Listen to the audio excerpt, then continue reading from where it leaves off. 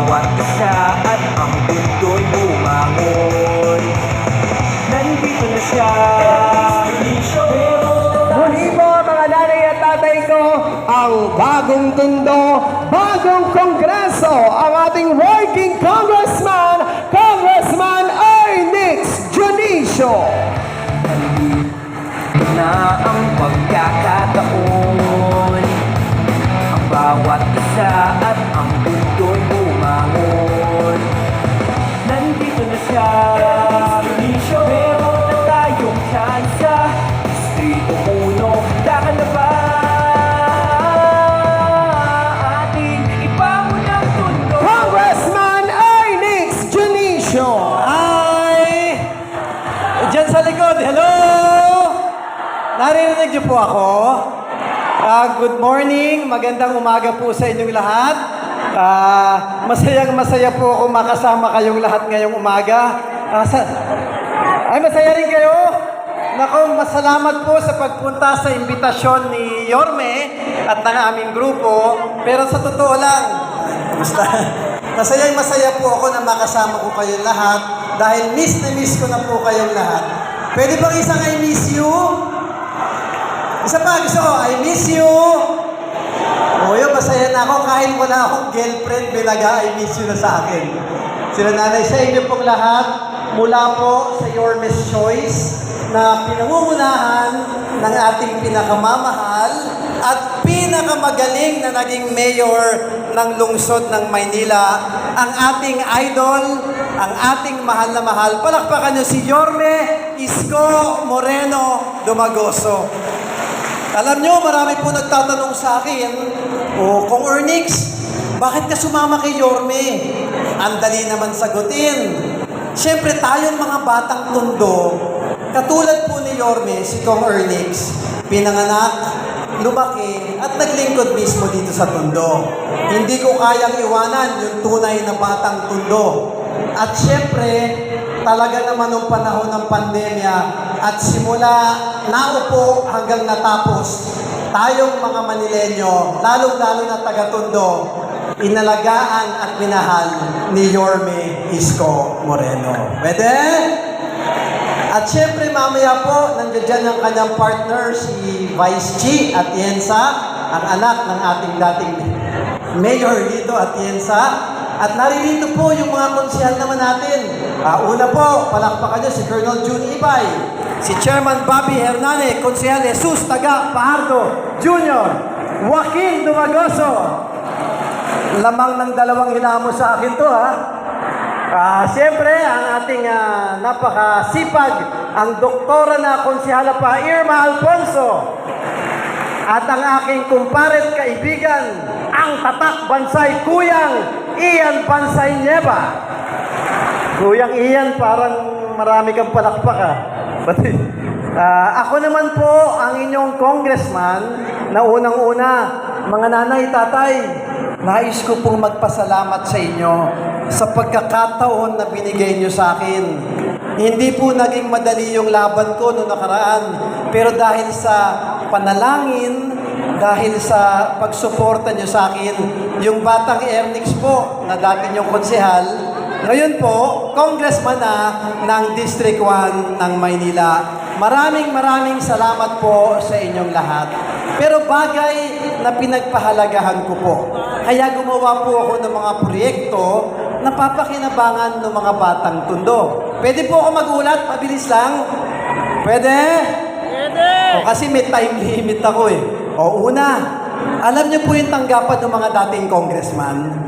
Yung sa tapat ng palengke ng Pritil, ang tawag nila dati doon na tahanang masa, nung lumaon, tinawag nilang bulwagan ng Tondo. Pero ako po, hindi ko po siya gagamiting tanggapan ko na pang sarili. Ibabalik ko po siya sa mga batang Tondo. Kung sisilipin niyo po, may 4 na palapag, malaki, bagong gusali. Ang tawag po natin doon, Bagong Tondo Health and Wellness Center.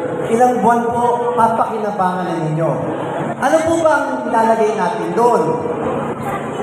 Sa tinagal-tagal ko pong naglingkod bilang konsehal, ang dami pong mga senior citizens mga batang tondo, mayaman at mahirap. Pag nagpa-check up po tayo sa doktor, hinahanapan po tayo bago ang reseta pang laboratory natin. Tama, mali? Yung laboratory po ba, yung pagkuha ng dugo, pagkuha ng ihi, x-ray, ECG, ultrasound, may bayad po ba yun o libre? Mahal o mura? Gusto nyo libre? Yun po yung pinatatayo natin sa harapan ng palengke ng Pritil. Bagong Tondo Health and Wellness Center.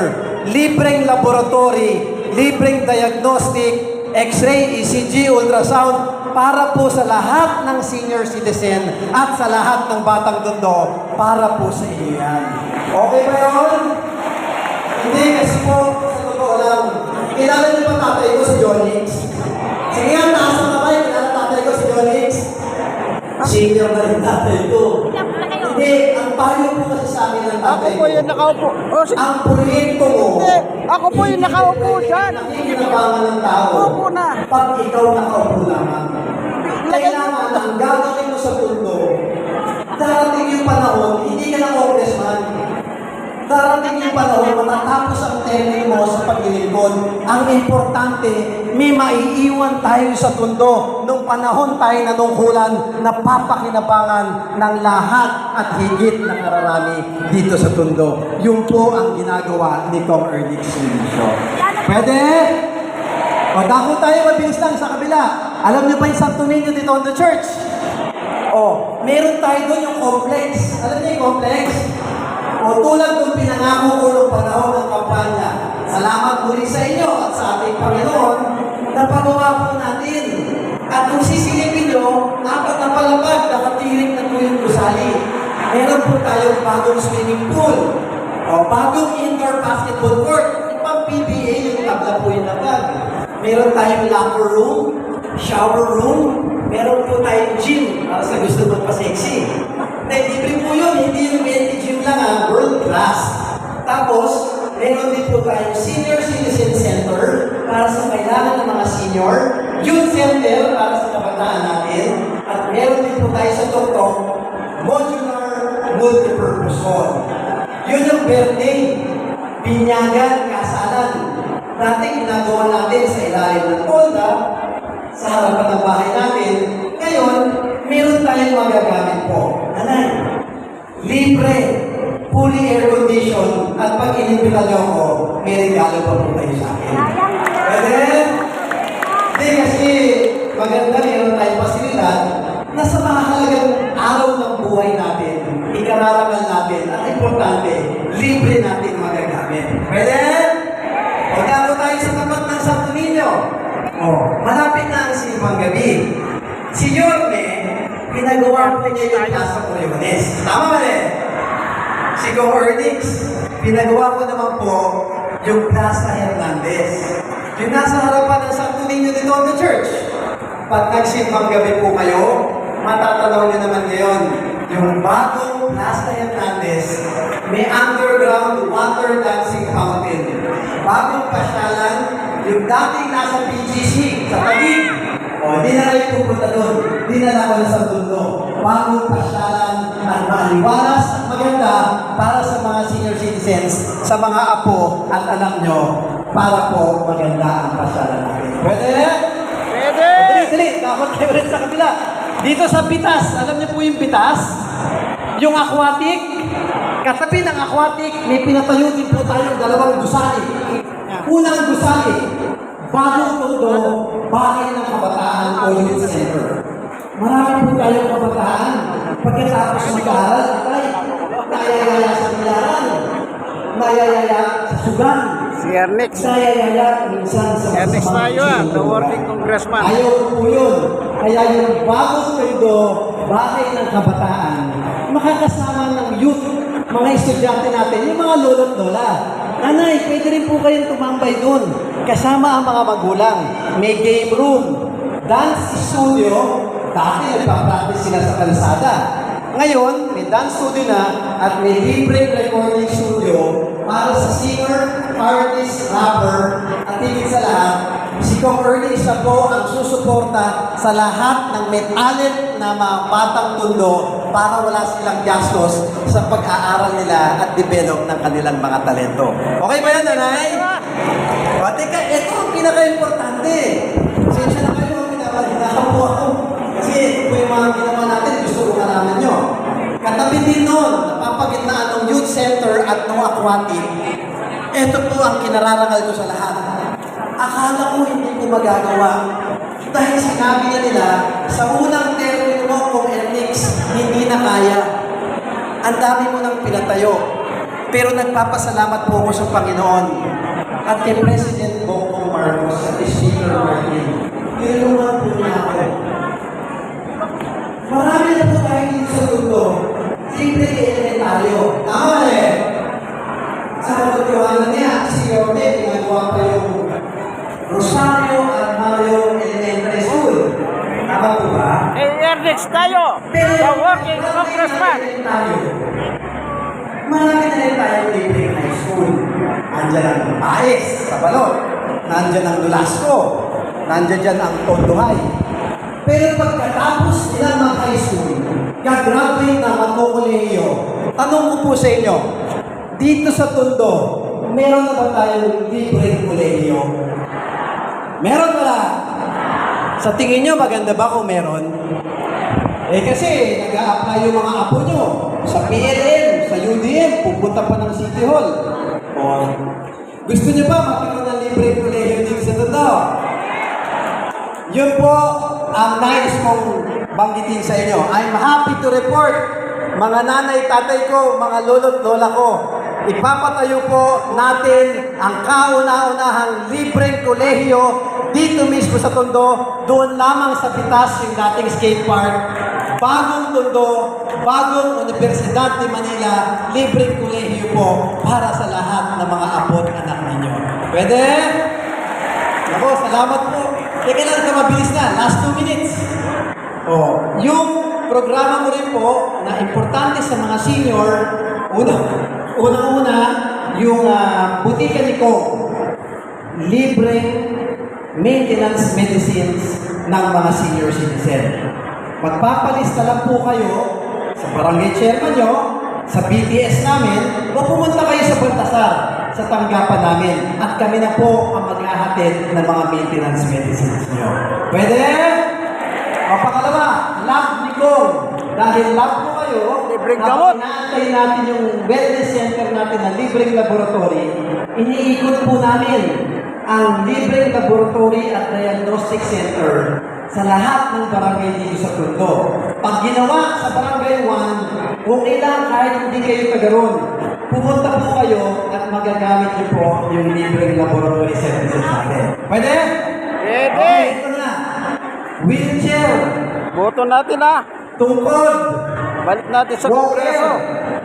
nebulizer, pang-blood pressure ninyo, pang-BP, hearing aid, oxygen, lahat po yan medical devices.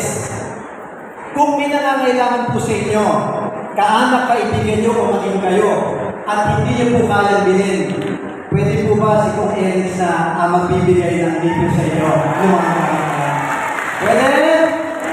Kasama rin po sa programa natin yan. At ang isa sa pinaka-importante, yung HAP ni Kong, Hospital Assistance Program. Ito po marami tayong natutulungan at nangangailangan ng batang Tondo.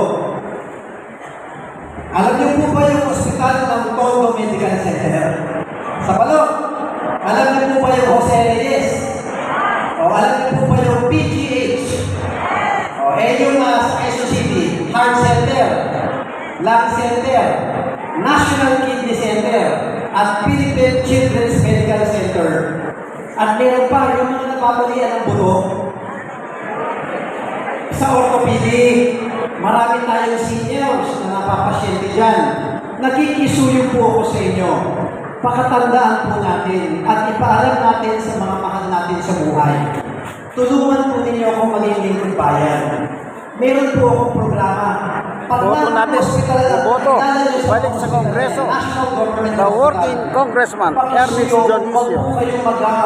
District 1, Tondo, Manila. huwag din po kayong mangungutang. Andito po si Congressman at ako po ang magbabayad ng mga hospital bill ninyo sa mga hospital.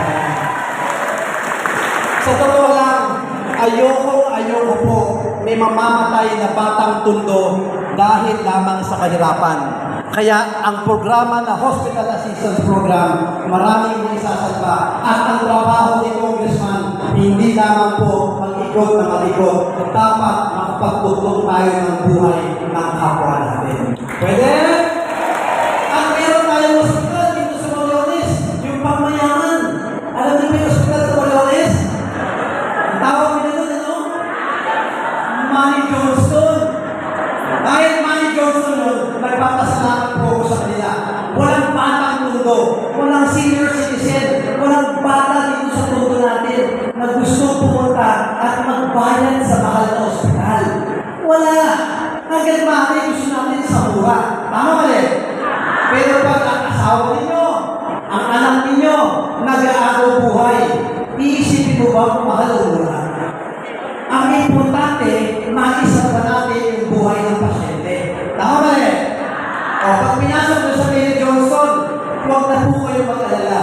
Kinausap ko sila, kahit private, kahit pangmayaman, hanggang kaya mo lang naman, na-emergency yung naanak nyo, ako na magpapayag nyo kahit sa Manny Johnston. Pwede? Yan po, mga programa ni Kong Ernest. Sana po, pakinabangan ninyo dahil ginawa po natin yan para sa lahat ng senior citizen at lahat ng batang dulo. Ito po ang kamao na nasa dibdib, ang simbolo ni Congressman. Pag nakikita niyo ko, papatiin niyo ko ganito ha. Pwede? Kasi muli po sa inyo lahat, mga minamahal kong lolo, lola, nanay at tatay, mahal na mahal po namin kayo ng Ernest Choice. I love you. At pagpalain po kayo lahat, mga buong may kapal. Manila! First, salamat po. Bago po natin ang tatay, ang paalala ng isang mamaya sa ating Ibalik natin muli sa Kongreso the working congressman Ernest Dionisio, District 1, Tondo, Manila. Ano po? Sigurado tayo dyan. Di tayo mabibigo, di tayo mapapayak. Kung inyong kaibigan kay Jesus, Brother Manny Bautista, God bless us all. Bye-bye! Mga sikat, ang